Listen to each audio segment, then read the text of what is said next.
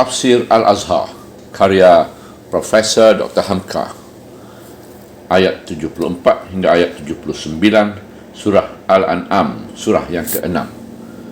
Bismillahirrahmanirrahim. وَإِذْ قَالَ إِبْرَاهِيمُ لِأَبِيهِ آزَرَ أَتَتَّخِذُ أَصْنَامًا آلِهَةً إِنِّي أَرَاكَ وَقَوْمَكَ فِي ضَلَالٍ مُبِينٍ. Ayat 74. Dan ingatlah tatkala berkata Ibrahim kepada ayahnya Azar, adakah patut engkau anggap berhala itu sebagai Tuhan-Tuhan? Sesungguhnya aku lihat engkau dan kaum engkau adalah dalam kesesatan yang nyata.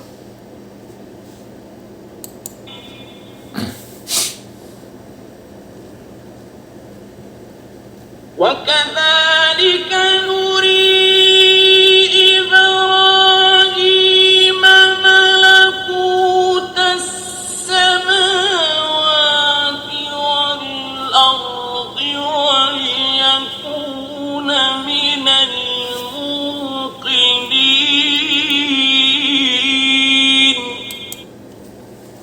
Ayat 75. Dan demikian pula kami perlihatkan kepada Ibrahim kerajaan semua langit dan bumi, dan supaya jadilah dia dari orang-orang yang sebenar yakin.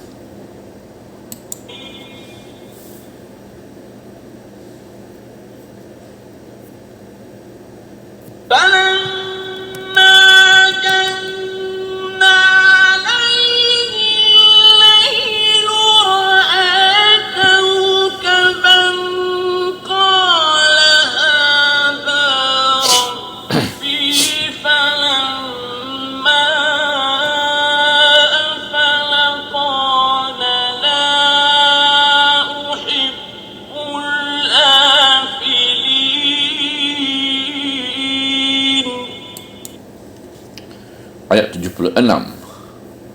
Maka tatkala telah gelap baginya malam, melihatlah dia akan sebuah bintang. Dia pun berkata, inikah Tuhanku? Maka sesudah bintang itu hilang, dia pun berkata, aku tidak suka kepada segala yang hilang.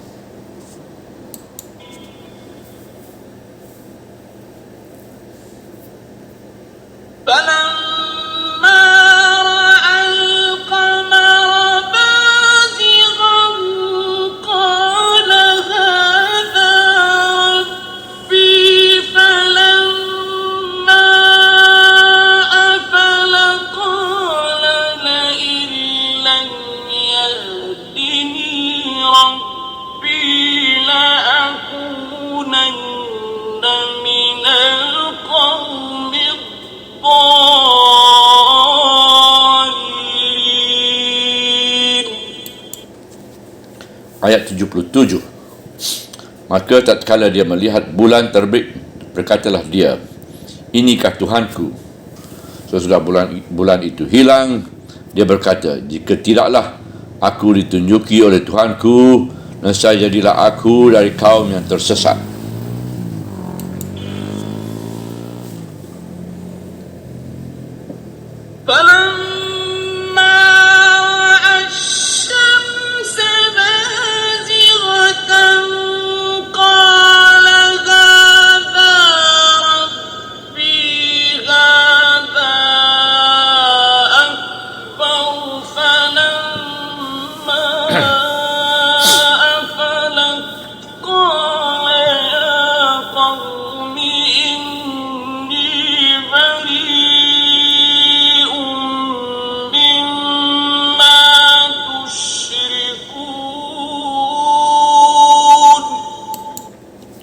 Ayat 78. Maka tatkala dia melihat matahari terbit, berkatalah dia, inikah Tuhanku? Ini lebih besar. Maka tatkala dia telah terbenam, berkatalah dia, wahai kaumku, sesungguhnya aku berlepas diri dari apa yang kamu persekutukan.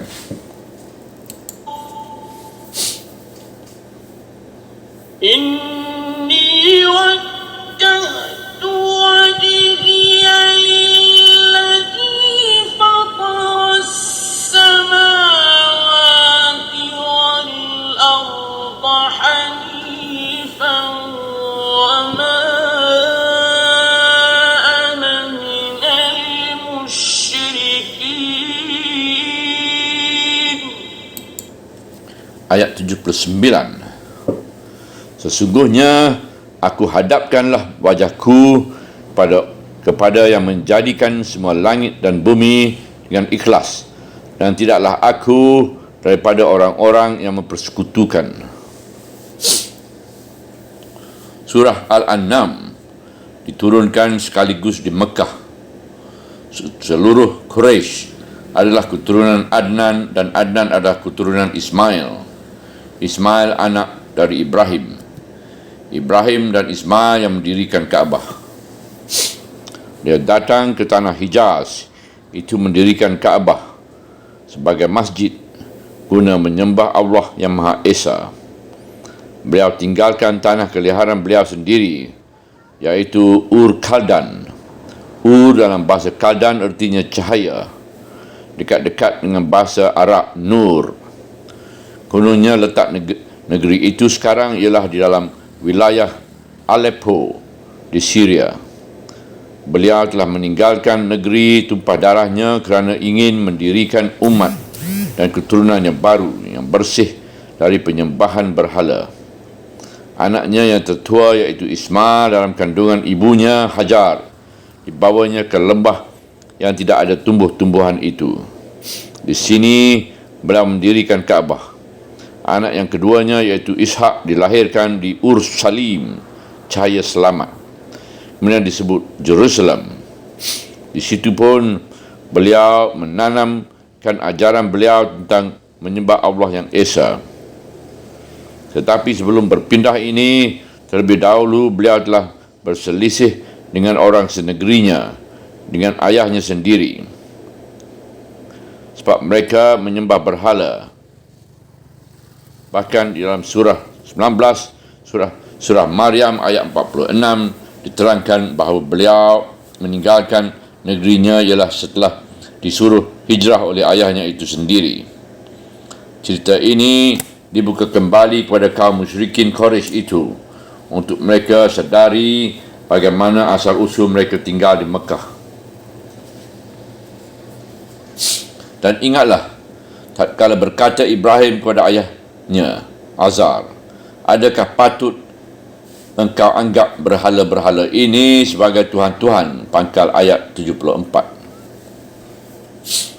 Sebelum kita teruskan penafsiran, terlebih dahulu kita jelaskan bahawa dalam menyebut orang yang kedua, iaitu mukabat, bahasa Arab hanya memakai kata anta yang bererti engkau, sehingga kita kepada Allah pun dalam berdoa juga menyebutnya anta Rabbi la ilaha illa anta, engkaulah Tuhanku, tidak ada Tuhan melainkan engkau.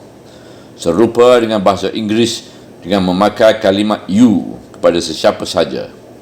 Maka kalau kita artikan secara lurus saja, bukan bererti bahawa Ibrahim kurang hormat pada ayahnya. Jika anda baca langsung bahasa Arabnya, anda akan rasakan bahawa beliau tetap hormat. Selanjutnya disebut nama ayah Ibrahim iaitu Azar.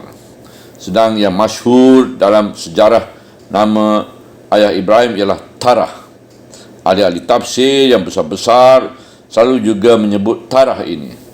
Setengah mereka menyatakan bahawa Azar adalah gelar atas panggilan lain bagi ayah Ibrahim. Janganlah kita heran dan jangan kita kena pujuk rayu dari pemeluk Yahudi atau Nasrani yang sengaja hendak menyalahkan Al-Quran atau memalsukannya, kerana nama itu tidak cocok dengan apa yang ada dalam catatan mereka. Maka bertanyalah Ibrahim kepada ayahnya, wahai ayahku, adakah pantas berhala-berhala ini ayah anggap sebagai Tuhan-Tuhan. Sesungguhnya aku lihat engkau dan kaum-kaum engkau adalah dalam kesesatan yang nyata. Ujung ayat 74. Dalam surah-surah yang lain dapatlah kita baca betapa hebatnya yang dihadapi Ibrahim ketika beliau membantah ayahnya dan kaumnya itu. Sampai beliau pernah mencincang berhala itu dengan kapak dan ditinggalkannya saja yang paling besar sebuah. Dan seketika ditanyai siapa yang merosakkannya, beliau jawab ialah berhala yang paling besar itu. Lantaran itulah beliau dibakar orang, tetapi selamat, tidak kurang suatu apa pun. Sehabis dibakar, itulah beliau meninggalkan negerinya dan pindah. Namun demikian, terkenalah Nabi Ibrahim ini seorang yang amat halus perasaannya.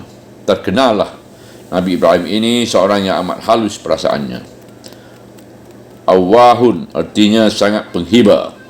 Meskipun demikian, perselisihannya dengan ayahnya, namun dia tetap juga memohon pada Tuhan agar ayahnya itu diberi ampun. Tuhan memuji Ibrahim kerana penghibaannya itu, tetapi Tuhan pun memberi pengertian kepada beliau bahawa segala dosa dapat diampuni, namun satu dosa tidak, iaitu mempersekutukan yang lain dengan Allah. Oleh kerana ayahnya itu tidak dapat atau tidak mahu mengubah pendirian, apa boleh buat? Terpaksa dia tidak meminta ampunlah ayahnya itu lagi. Menarik hati juga perbincangan ulama-ulama tafsir tentang ayah Ibrahim ini. Dan ada yang menyatakan kononnya di kalangan mazhab Syiah bahawa Azar itu bukanlah ayah Ibrahim, tetapi saudara ayahnya. Mereka menonjol penafsiran begini untuk menegakkan suatu pendirian bahawa ibu bapa seorang nabi atau rasul tidaklah mungkin seorang kafir. Lantaran itu, maka segala ayat yang berhubungan dengan kisah Ibrahim dengan ayahnya selalu mereka artikan pamannya. Untuk itu pula mereka kuatkan bahawa yang ayah Ibrahim itu memang Tarah namanya, bukan Azar. Pendapat itu pun mempunyai ekor yang lanjut, iaitu buat menegakkan pendapat bahawa ayah bunda Nabi kita Muhammad SAW pun bukanlah kafir, tetapi Islam juga sebagai ayah kandung Ibrahim.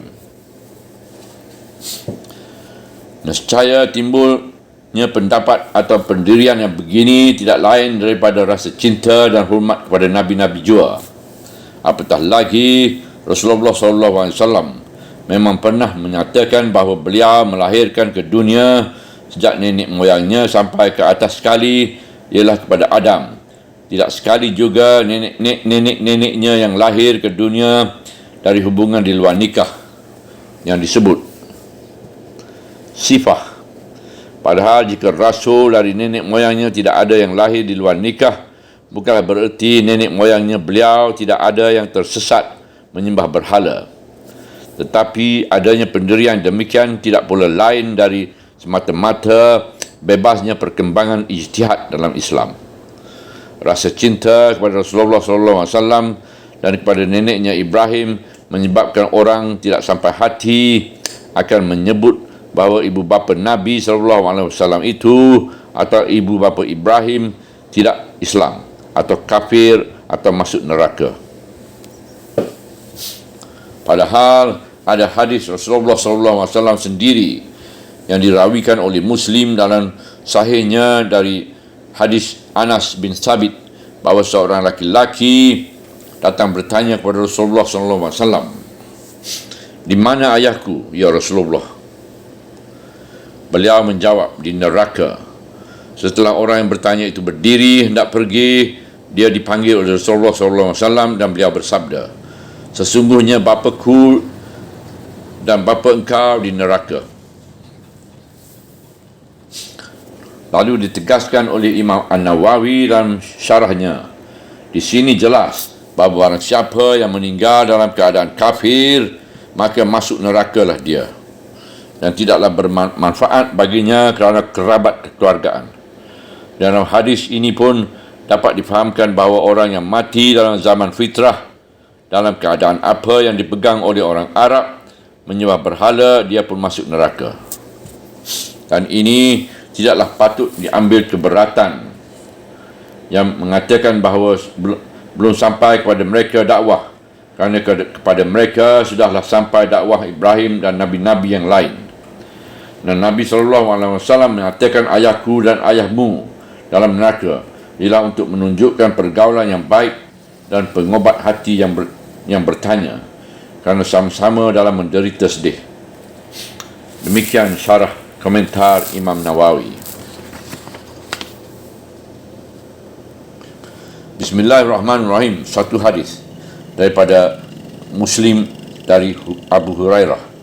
Memohon izin aku kepada Tuhanku hendak meminta ampun untuk ibu, tetapi tidak diberi izin kepadaku. Lalu aku mohon izin hendak menziarahi kuburnya, lalu aku diberi izin. Malahan dalam hadis yang lain diterangkan bahawa beliau sampai menangis di kubur itu dan memberi anjuran umatnya supaya ziarah ke kubur untuk mengingati mati. Maka dengan hadis-hadis yang sahih ini, tetaplah ada yang berpegang teguh bahawa ayah dan bunda Nabi itu mati belum dalam Islam, apatah lagi ayah Nabi Ibrahim.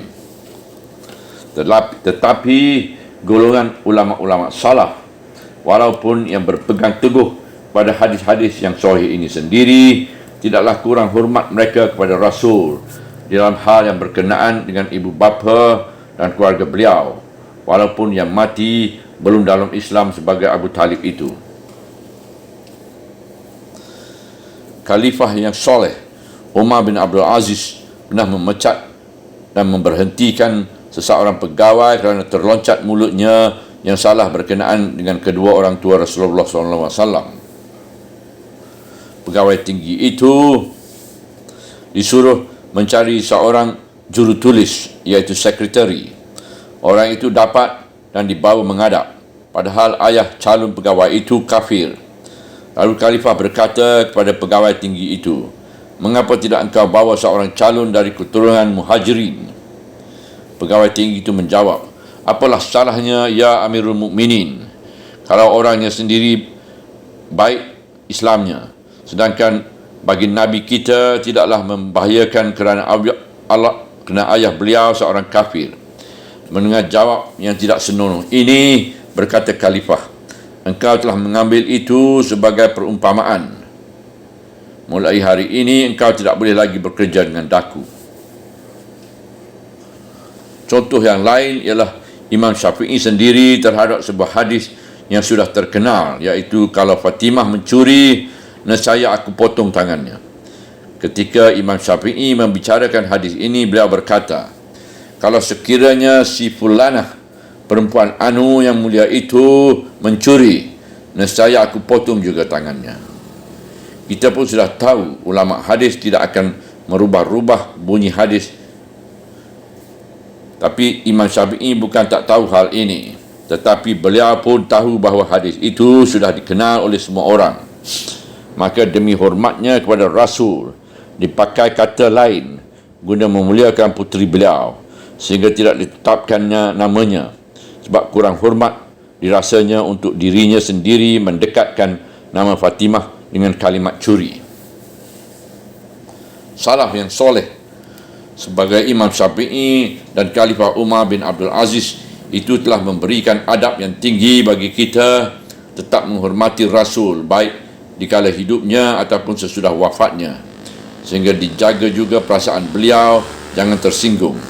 Dimisalkan beliau ada dalam waktu ini, maka mazhab yang benar dari ahli sunnah wal jamaah berpendapat tidaklah beradat seorang yang menyebut keluarga Rasulullah SAW, baik ayah bundanya ataupun paman-pamannya, yang akan menyakiti perasaan beliau. Ketika membicarakan Abu Talib, sebutlah jasanya, jangan sebut mati kafirnya. Mengenai Abu Lahab, bahkan sampai satu surah menyebut kejahatannya, namun janganlah sampai disangkut pautkan dengan kekafiran, dengan hubungan kekeluargaannya dengan Rasulullah SAW. Menurut sebuah hadis Bukhari Muslim, bahawa pada suatu hari Hasan bin Thabit memohon izin kepada Rasulullah SAW mengarang syair mencela kaum musyrikin. Lalu Rasulullah sebelum mengizinkan bertanya terlebih dahulu kepada Hasan, bagaimana tentang hubungan nasab, iaitu keturunanku dengan mereka? Hasan menjawab, akan ku helakan nama Rasulullah dari mereka, laksana menghelakan rambut dari dalam tepung. Artinya akan aku bersihkan nasab engkau dari nasab mereka sehingga engkau tidak terkena dengan celaan. Dan dalam riwayat yang lain tersebut pula bahawa Hasan meminta izin mengarang syair mencela Abu Sufyan. Beliau pun bertanya pula, bagaimana tentang hubungan kekeluargaanku dengan dia? Hasan pun menjawab seperti jawapan di atas tadi. Padahal waktu itu Abu Sufyan masih manusia yang paling memusuhi beliau. Di kedua riwayat hadis ini kita melihat adab beliau, dan kita pun wajib menegakkan adab itu pula terhadap beliau, Rasulullah SAW. Demikianlah pada suatu hari, kira-kira bulan Mei 1950, saya sembahyang Jumaat pada salah satu masjid di Jakarta. Khatibnya memang sudah moden dan berkhutbah dengan tangkasnya. Di dalam khutbahnya itu merembetlah ke dalam urusan zuriat Rasul tentang keturunan Hasan dan Husain bin Abu Talib yang menurut tradisi dipanggil Said kerana Nabi SAW sendiri yang bersabda, sesungguhnya anakku itu adalah Said. Beliau ucapkan untuk Hasan bin Ali radhiyallahu an. Memang sudah lama menjadi perbincangan di kalangan orang Arab, terutama di Indonesia, tentang boleh tidaknya selain dari kaum Ba'lawi memakai title Said itu. Kemudian Al-Irsyad memakai gelar itu pula, yang menimbulkan keguncangan dalam kalangan keturunan Arab dari Hadramaut bertahun lamanya, sampai dia berbicara dalam khutbah bahawa hubungan kekeluargaan dengan Rasulullah SAW janganlah hendak dibangga-banggakan, sebab keluarga Rasulullah sendiri pun bisa jadi orang jahat. Cubalah lihat Abu Lahab, dia itu adalah paman kandung Nabi, dan anak-anaknya kahwin dengan anak perempuan Nabi, besan Nabi dan seterusnya. Entah bagaimana telinga seni khutbahku tidak senang mendengar. Sebab keluar dari masjid seorang sahabatku yang bergelar Said pula, keturunan Ba'lawi, berkata kepadaku dengan wajah yang menunjukkan tidak senang. Dan dia pun mengenal haluan agamaku. Katanya, bagus, benar khutbah itu. Lalu aku menjawab, memang khatib itu telah menunjukkan kepada kita berperluas pengetahuannya. Cuma satu saja yang kurang, rupanya dibacanya. Kawan itu bertanya, apa yang kurang? Adab kepada Rasulullah SAW, kasarnya ialah kurang ajar. Maka kawan itu menghulurkan tangan, bersalam dengan daku dengan hangat. Dengan sahabat itu juga kami ziarah kepada Said Amin Husaini di Mesir, Oktober tahun 1950. Sehabis ziarah dan pertemuan dengan mufti tersebut kira-kira 2 jam lamanya. Ketika akan pulang, aku jabat tangan beliau dan aku cium. Sampai di luar, sahabatku itu berkata pula, mencium tangan Habib? Tidak anti? Aku jawab pula, kalau itu Habibnya bukan saja mencium, menelan pun aku mau. Ibrahim melihat kerajaan Allah, dan demi pula kami memperlihatkan kepada Ibrahim kerajaan semua langit dan bumi, dan supaya jadilah dia orang-orang yang sebenar yakin. Ayat 75. Di sini diterangkan bahawa pada suatu masa Allah memperlihatkan kepada Ibrahim kerajaan semua langit dan bumi, yang dalam ayat disebut malakut, dan kita artikan kerajaan. Menurut riwayat dari Ikramah, kalimah malakut berasal dari bahasa Nabati, suatu suku bangsa yang mendiami tanah Iraq purbakala, asal usul yang menurunkan Nabi Ibrahim. Dan kata ahli sejarah bangsa-bangsa Nabti itu dari sisa kaum Amalik, dan Amalik adalah dari Arab purbakala juga. Menurut Qatadah, malakut itu ialah meliputi matahari, bulan, bintang-bintang, gunung-gunung, kayu-kayuan dan lautan. Maka kata ahli tafsir, setelah beliau melihat itu semuanya, dengan penglihatan mata zahir ini dan mata hati, pula kelihatanlah olehnya bahawa di belakang segala yang nyata itu, baik mataharinya atau bulannya atau bintangnya atau lautnya dan daratnya, maka kelihatanlah olehnya dengan nyata pula suatu pentadbiran yang maha besar dan maha agung.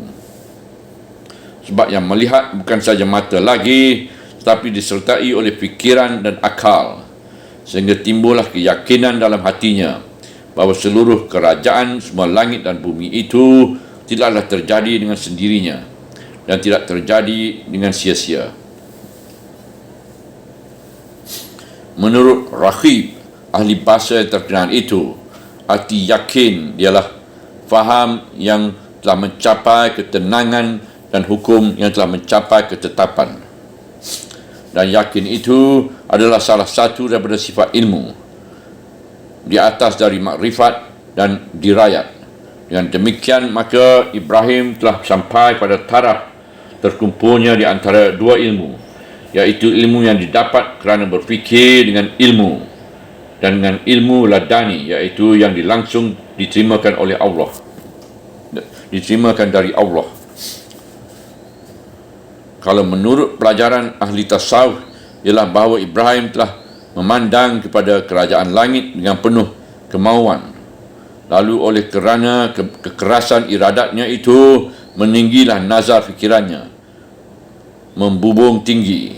Sesampai fikiran itu pada batas yang dapat dicapainya, datanglah ilmu Allah Ta'ala yang laduni menjemput dia dan menarik tangannya naik, dan pada waktu itu sampailah dia kepada martabat murad, dan dituangilah dia dengan ilmu laduni yang langsung dari Allah. Maka tatkala telah gelap paginya malam, melihatlah dia akan sebuah bintang. Dia pun berkata, "Inikah Tuhanku?" Pangkal ayat 76. Nescaya apabila hari mulai kelam, bintang-bintang pun bercahayalah. Pada malam itu, dengan kehendak Tuhan, Ibrahim telah sengaja menghadapkan perhatiannya ke langit. Di antara beribu-ribu bintang yang telah mulai bercahaya sebab hari telah mulai malam, beliau tumpahkanlah perhatian beliau kepada sebuah bintang. Menurut Ibnu Abbas ialah bintang Mustari, yang kelihatan di senja hari di sebelah barat. Bintang Mustari termasuk bintang besar yang menurut kepercayaan bangsa Yunani dan Romawi purbakala yang mempertuhankannya, bintang-bintang adalah bintang yang paling agung. Menurut Qatadah adalah bintang Zuhrah, iaitu bintang timur. Kalau Nabi Ibrahim bangsa Kaldani adalah penyembah bintang, sekarang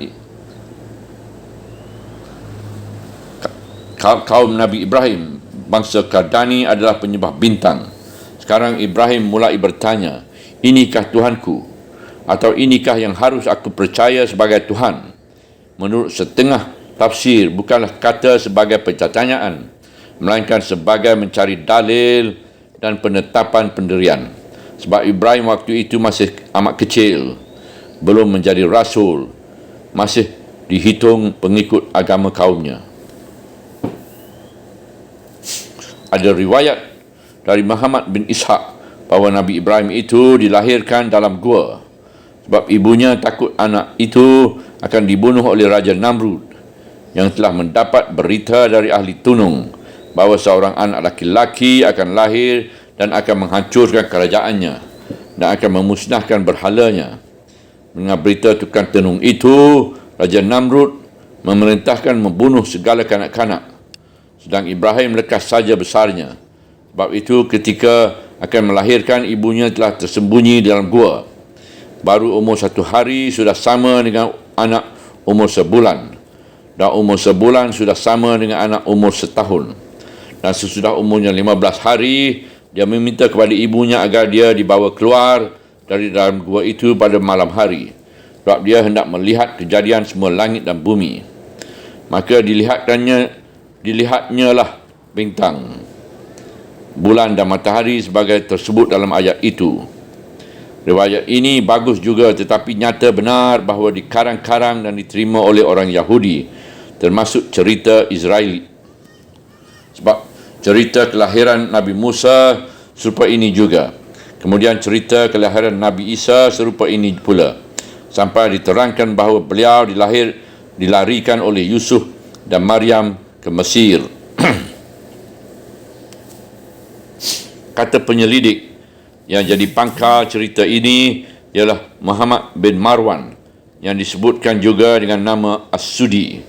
Segelar dengan As-Sudi yang terkenal, pentafsir juga. Tapi As-Sudi Muhammad bin Marwan ini dituduh oleh ulama-ulama hadis kazab, iaitu pembohong. Lebih baik kita turutkan saja jalan fikiran yang sihat, jangan dihiasi dengan Israeli, kerana tidak pun dicampuri dongeng. Namun kisah ini saja pun yang tersebut dalam Al-Quran sudah cukup dalam bentuk dan untuk direnungkan. Beliau lihat bintang itu bercahaya, dan tentu saja bersama dia banyak pula kaumnya yang turut melihat bintang itu. Maka di hadapan kaumnya itu, Nabi Ibrahim bertanya, "Inikah Tuhanku? Atau inikah yang mesti kita percaya sebagai Tuhan?" Sebelum ada kaumnya yang menjawab, sebab keindahan malam dengan cahaya bintangnya sudah mempesona, dan malam pun berada jua. Kata kita zaman sekarang ini, bumi pun berputar juga, maka bintang tadi berangsur hilang. Maka sesudah bintang itu hilang, dia pun berkata, "Aku tidak suka kepada segala yang hilang." Ujung ayat 76. Hatinya mulanya telah tertarik kepada bintang barat yang bercahaya indah kemilau itu. Tetapi bumi berputar dan bintang itu telah hilang.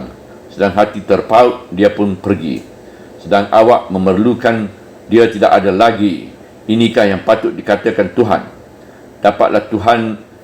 Dapatkah Tuhan yang semacam ini tempat menyangkutkan harapan? Padahal kita memerlukan Tuhan di setiap waktu. Tempat kita mencintai dan menggantungkan pengharapan kita. Bagaimana kalau kita memerlukannya pada hari ini, besok malam baru dia memperlihatkan diri. Dan kadang-kadang kalau diperhatikan pula dengan seksama, tidak pula tetap bintang kesayangan itu kelihatan di tempatnya. Mungkin pada 3 bulan permulaan tahun dia kelihatan di sebelah barat, kira-kira pukul 7 malam. Namun pada 3 bulan sesudah itu, tempatnya tidak di situ lagi. Alangkah payah menjaga saat kelihatannya itu. Sebab itu tepat sekali lah petunjuk Tuhan yang diucapkan Ibrahim setelah melihat bintang kesayangan itu tak ada lagi, bahawa dia tidak suka kepada segala yang suka hilang sedang dia diperlukan. Dan dengan ucapan yang demikian, Ibrahim pun telah menuntun kaumnya yang hadir dekat dia itu, janganlah menumpahkan kecintaan hati kepada apa yang hilang di waktu kita menyukainya, dan menjadi pokok utama untuk melarang diri daripada syirik. Sebab selain dari Allah adalah barang yang akan hilang belaka. Mungkin bagi orang yang hendak memuaskan hatinya sendiri, ada alasan buat mengatakan bintang itu tidak hilang, melainkan terbenam atau berlindung awan. Maka nyatalah pula kekurangan pada waktu itu, sebab cahayanya bisa dihalangi oleh awan, atau rupanya bisa dihambat oleh gunung atau oleh putaran bumi. Maka tatkala dia melihat bulan tersebut, berkatalah dia, "Inikah Tuhanku?" Cahayanya lebih merata daripada bintang. Tatkala bulan mulai terbit, cahaya bintang pun mulai pudar. Mungkin sekali Nabi Ibrahim melihat perubahan dari cahaya bintang kepada cahaya bulan itu ialah di malam 16 atau 17 hari bulan Qamariyah. Memang pada malam-malam demikian, bila saja hari mulai kelam, cahaya bintang kelihatan, apalagi kalau awan-awan tidak ada. Cahaya bintang-bintang itu mempersona penglihatan, tetapi setelah pukul 8 atau 9 malam, Bintang yang tadinya bercahaya di ufuk barat mula bersembunyi di sebalik bumi, dan bulan mulai muncul di ufuk timur, dan cahayanya mulai memudarkan cahaya bintang-bintang yang masih ada. Cahaya bulanlah pada waktu itu yang menguasai bumi. Bukan saja menguasai bumi dengan keindahannya, tetapi pun mempesona perasaan orang yang tengah merenungkannya. Kita bisa duduk berjam-jam menikmati cahaya bulan purnama. Berbagai dongeng sejak perbekala telah memenuhi bulan dengan cahayanya. Bulan purnama menjadi bahasa yang indah sekali buat berkhayal. Kata dongeng tumpukan hitam yang menyerupai bumi dalam bulan itu, yang kelihatan pada waktu bulan-bulan purnama, ialah beringin songsang, artinya beringin yang terbalik tumbuhnya.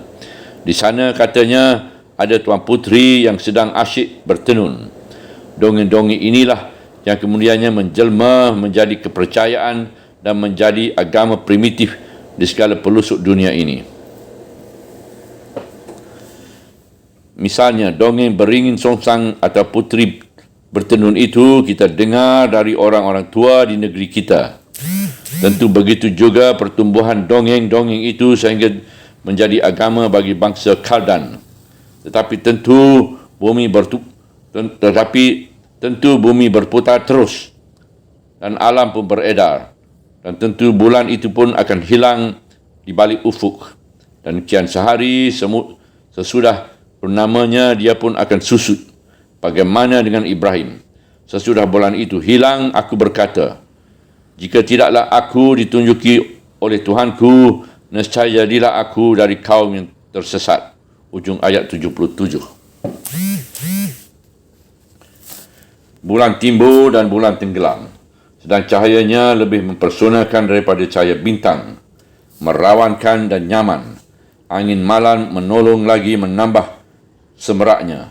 Memang orang bisa saja memuja bulan purnama itu dengan berbagai cara, dan bisa saja orang berlarat-larat di bawah perasaan hati di bawah terang bulan purnama sampai bulan itu dipuja.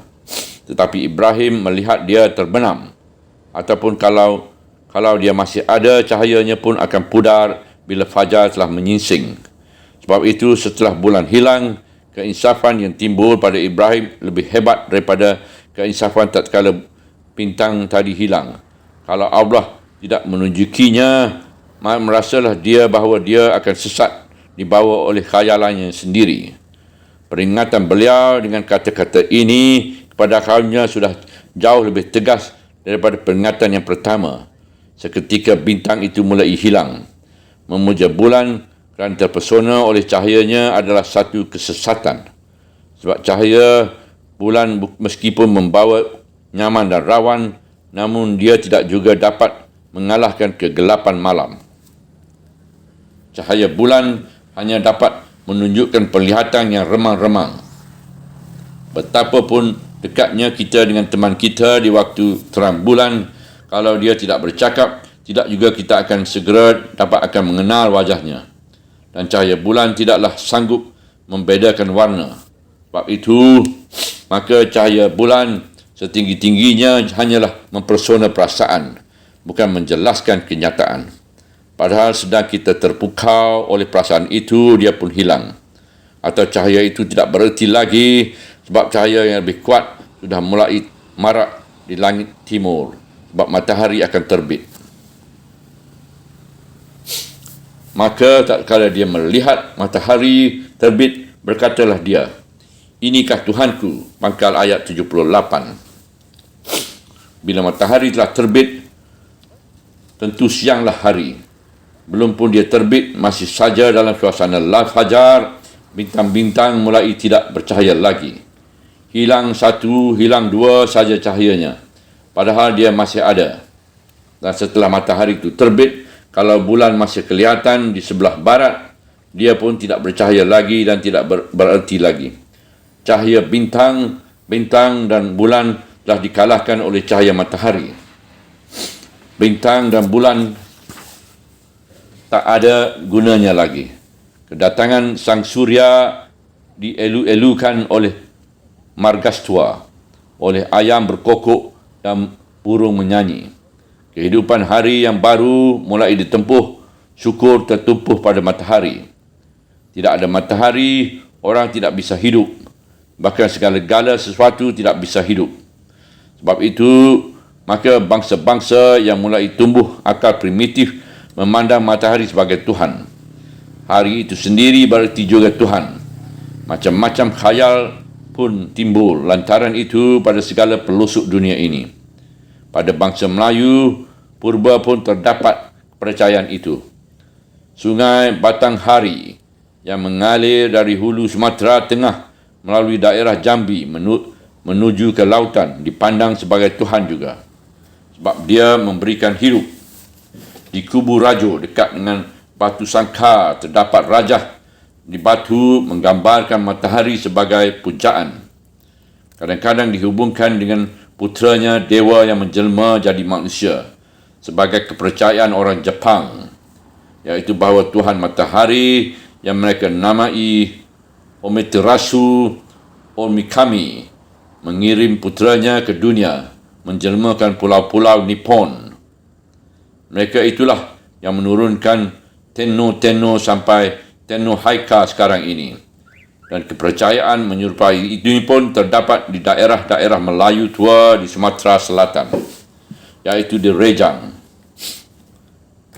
Pasemah, Komering dan Lampang tentang si pahit lidah. Dalam dongeng kuno ini dikatakan bahawa pahit lidah turun ke bumi di antara Palembang dengan Jambi, di antara siang dengan malam dan berombung cahaya matahari. Akan tetapi betapapun sinar matahari itu meliputi alam dan mengatur hidup, namun dia mesti murub juga. Maka tatkala dia telah terbenam, berkatalah dia, "Wahai kaumku, sesungguhnya aku berlepas diri dari apa yang kamu persekutukan." Ujung ayat 78. Dengan terbenamnya matahari yang lebih besar dan lebih bersinar, lebih mempengaruhi alam itu, jauh dari kekuasaan cahaya bintang-bintang dan bulan, Ibrahim pun mendapat. Setelah matahari tak ada lagi, baru beliau bertemu dengan yang sebenarnya ada. Kalau matahari yang lebih bercahaya dan lebih besar, mengapa dia terbenam? Mengapa dia dikalahkan oleh gelap? Kalau kemuliaan matahari adalah kerana sinarnya, mengapa ditinggalkannya makhluknya dalam gelap? Maka kalau cahaya matahari itu masih bisa dikalahkan oleh kegelapan, bukanlah dia yang Tuhan.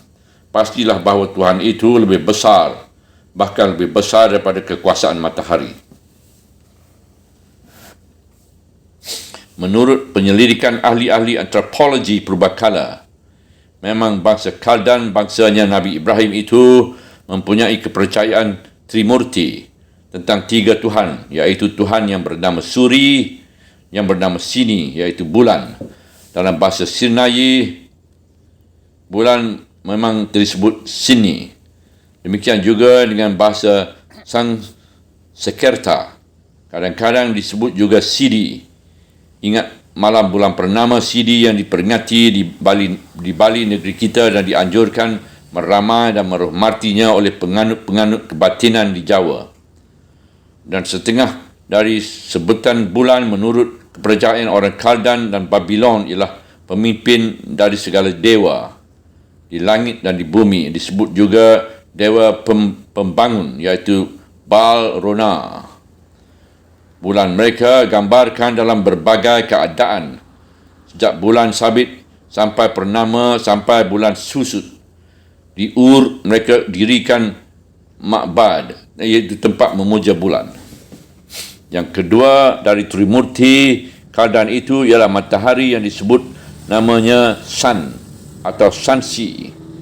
Inilah yang kemudiannya yang menjelar ke dalam bahasa orang Aryan Eropah menjadi Sun, dan hari Minggu dijadikan hari matahari, itu Sunday. Dalam bahasa Ibrani, matahari itu disebut Sani. Dalam bahasa Sanskrit disebut Suna. Dan setengah dari panggilan matahari ialah dewa api atau perapian bumi dan langit. Di negeri-negeri besar didirikan rumah-rumah pemujaan kepada matahari. Tuhan mereka yang ketiga ialah Ful, dan disebutkan juga Eva, iaitu dewa udara yang menguasai perjalanan angin, ombak dan topan dan menentukan musim dan menganugerahkan hasil tani. Orang bertemu bekas runtuhan pemujaan Ful ini yang didirikan oleh Raja Khaldun yang bernama Shamash Ful tahun 1850 tahun sebelum Masihi. Dalam lanjutan penyelidikan yang lain disebutkan bahawa Tuhan mereka yang paling tinggi ialah yang bernama Il. Tersebut Tuhan ini masih terdapat sisa ajaran Nabi Nuh bahawa Tuhan Il itu tidak berbentuk, tidak berupa, sebab itu tidak diberhalakan.